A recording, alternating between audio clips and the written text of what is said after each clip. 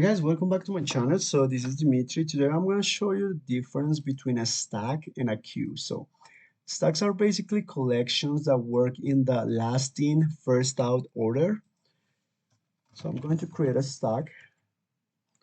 The syntax is pretty similar to creating a list. I'm going to give it a name. This is going to be my checks, the stack, and this is going to be my new stack of type integer, and that's it. So here I'm going to have some values for this collection. So I want to have a checks, and here I'm going to call this method called push. So push is basically giving me the option of adding values to my collection. So this is basically like an add method, but for stacks. So I'm going to push $150 value, and then I'm going to push, let's say, a 200. Okay, so I'm going to have 200 here. And if I run this application, this is not going to work because I actually have to iterate through those values. So if I don't iterate here, I'm not going to get any value. So I have to come here and apply my for each variable I in my collection, which in this case is called checks. And I want to console write line my variable I. Now I'm going to have actually something here in my values. Notice the difference here. So I got the last in, first out order. So last value that I added here was 200. And that's the first value that is showing up. So 200 and 150. This is basically the important thing that you have to know about stacks. Let's try to add a couple of other values here. So I'm going to have 250, and then I'm going to have 300.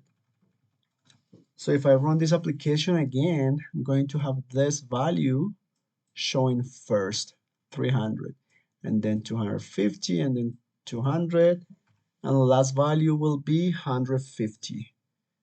So you'll notice that this is the right order for a stack. All right, so, and if you want to remove values from your collection, you're going to use the pop method. So pop method is going to allow you to delete the last value in this scenario. So because 300 is the first value that is showing, but in this case I have last in, first out, the pop method will delete this last value, 300. Not the 150, but this one, 300. So if I run this again,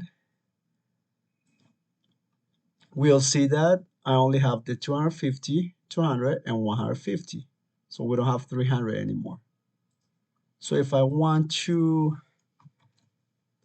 delete another value, in this case, let's say 200, I'm going to add my method, my pop method here.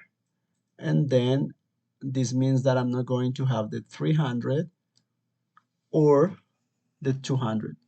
So those two values are gone from my collection, from my stack. So I'm going to have only my last value that was inserted besides the 300 because that was deleted, and then my 150 because 200 was deleted as well. So that's pretty much it. So that's basically a stack. So let's create a queue now. So a queue is something similar, but the order of a queue is first in, first out. So it's basically like when you go to the bank, if you are the first in line, then you'll be the first to just go ahead and talk to the manager or whoever you want to talk to, or the same as the supermarket. So first in, first out. That's basically the logic here. So The syntax is pretty similar as well. So you're going to have a queue. You're going to define the type of the queue. In this scenario, I'm going to do integers as well. And I'm going to call these checks as well. So I'm going to have my new queue of type integer, and that's it. So the logic here is really similar. I'm going to call my collection and then my method. So in this case, the method is called enqueue. So this is adding some values to my queue. This is like the push method from the stacks, but because we're talking about queues now, we have a different method. So I'm going to have 100 here, and then I'm going to have, let's say, 150, and then 180. But notice if I run this application, I'm going to have something similar, sorry, something different than the stack. So I'm going to have my first value, first in, first out. So 100, and then 150, and then 180. This is the correct order for a queue. That's different than the stack. So that's the only difference. And the name of the method. So here you got enqueue. And to remove a value here on a queue, you're going to use another method that is called the queue. And in this scenario, there's something different. So here the queue is not going to remove the last value. In this scenario, it'll remove the 100 because that's actually the first value that is input. So let's just run the application. Let's see what happens. So notice that the queue method removed only the 100, the first value. Okay, let's just close this again. Let's see if we can actually put a couple of the queue methods. So let's try to input something here. And let's see if we could dequeue our second value. So in this case would be 100 and 150. Let's see. So we got 180, 250, and 280.